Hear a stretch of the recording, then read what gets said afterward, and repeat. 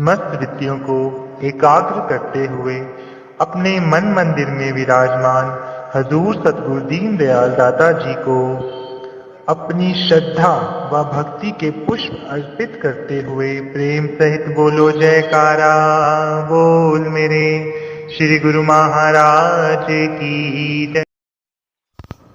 गुरुमुखो, जीवन 4 दिन का है। नाव के यात्रियों के समान हिल मिलकर चलो, समय व्यतीत हो जाएगा। इसलिए सबसे प्रेम का व्यवहार करो। आत्मिक पथ पर चलते हुए इन दोनों से बचकर चलो। एक कनन और दूसरा कामनी।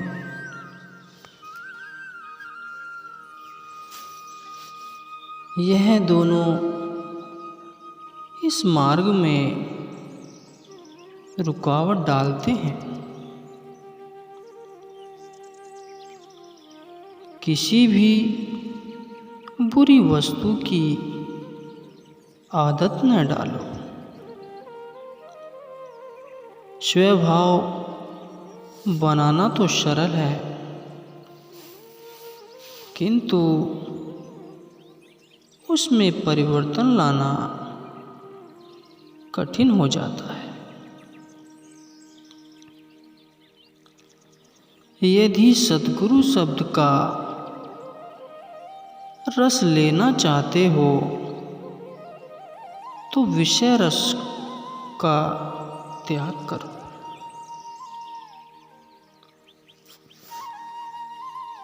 एक म्यान में 2 तलवार कैसे समाएंगे?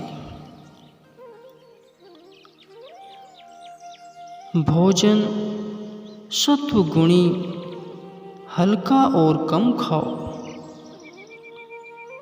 तो श्वास सरलता से चलेंगी और भजन में सहयोग प्राप्त होगा। एकांत से अधिक प्रेम करो और दिल का सारा बोझ गुरु चरणों में समर्पित करके स्वतंत्र होकर रूहानी मार्ग की यात्रा करो।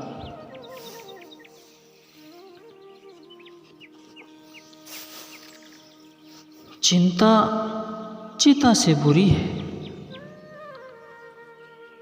चिता तो पल में जलाकर भस्म कर देती है और चिंता आजीवन जलाती रहती है। इसलिए चिंता को विस्मृत कर सच्चे नाम की संभाल करो। मालिक से प्रीत निभाने में चाहे कितनी भी कुर्बानी देनी पड़े तो प्रसन्नता से कर दो। जब कामी काम के पीछे लोभी धन के कारण सिर देने को तत्पर रहते हैं तो तुम मालिक के लिए कोई भी मुश्किल आ पड़े तो संकोच न करो। संत मत में प्रविष्ट हुए तो प्रमाद एवं वाद विवाद को त्याग गुरु सेवा में तत्पर रखो और चुप रहो। लोगों की बातों से भयभीत होकर सत्य से मुख न मोड़ो। तुम्हारी मुक्ति लोगों के हाथ में नहीं है, करोड़ों लोगों को चाहे प्रसन्न कर लो, परंतु मालिक की दृष्टि से यदि वंचित रह गए तो समझो असफल होकर असफलता ही प्राप्त करोगे।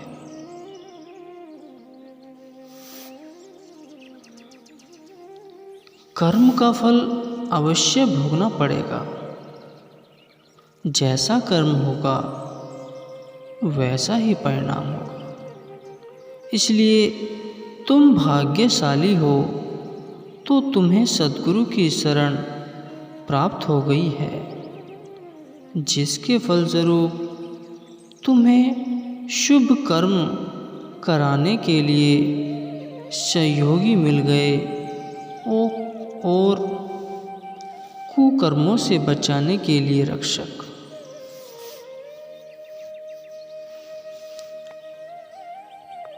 जैसी वस्तु होगी वैसा मूल्य होगा।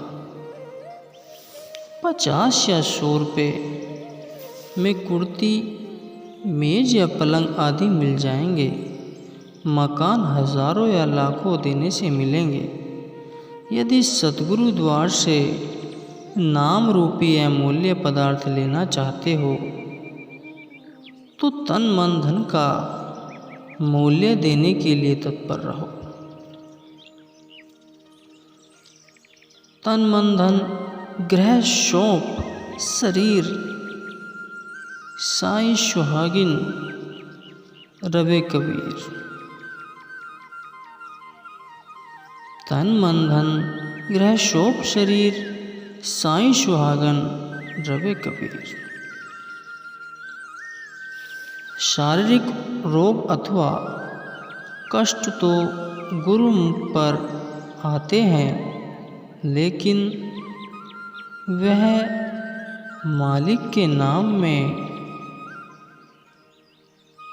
इतने लवलीन रहते हैं कि उन्हें दुखों का आभास ही नहीं होता।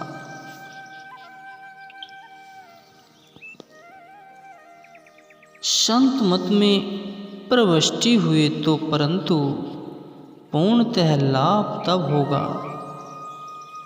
जबकि दिल व जान से उस मत के नियमों का पालन करोगे। गुरुमति का मूल्य है मनमति का त्याग। इसके बिना भक्ति मार्ग में सफलता प्राप्त करना असंभव है।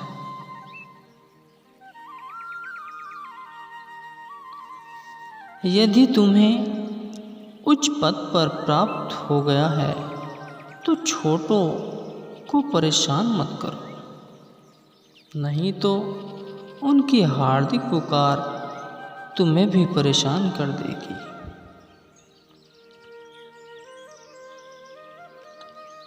किसी की भी निंदा न करो, क्योंकि उससे तुम्हारी भी हानि होगी।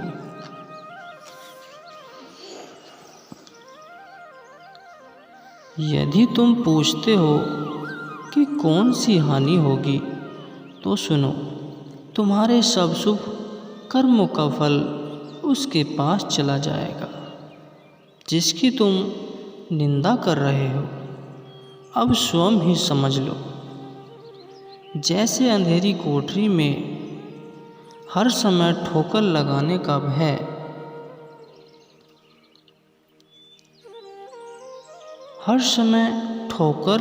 भय रहता है, वैसे ही जिस व्यक्ति का हृदय अज्ञान के अंधकार से पूर्ण हो, उसे सत्य पद से भटकने का भय रहता है। इसलिए हृदय में अखंड ज्योति जलाओ, जिसमें प्रेम की बत्ती और सत्य का तेल हो। जिस सेवक का सद्गुरु के चरणों में प्रेम है, वह नाम का अभ्यास करे। नाम का अर्थ है मैं नहीं हूँ। संतों का फरमान है कि भगवान को अंधकार नहीं सुहाता। जहाँ नाम होगा वहाँ अंधकार नहीं होगा। सेवक को अपनी श्रुति नाम में ऐसी जोड़नी चाहिए जिससे केवल तू ही तू रह जाए और मैं भूल जाए। इसी को कहते हैं सच्चा प्रेम।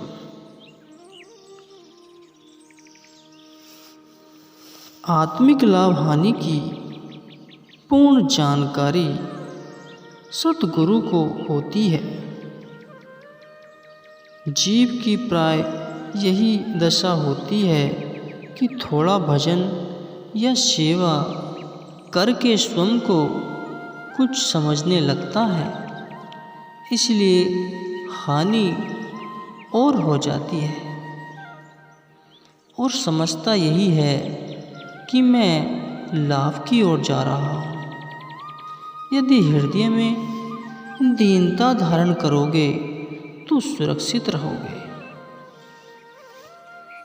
जिसको प्रभु की प्राप्ति की अभिलाषा हो उसे अन्य सभी इच्छाएं त्याग देनी चाहिए। आज की वीडियो कैसी लगी? वीडियो को लाइक करें, कमेंट करें और चैनल को सब्सक्राइब करें।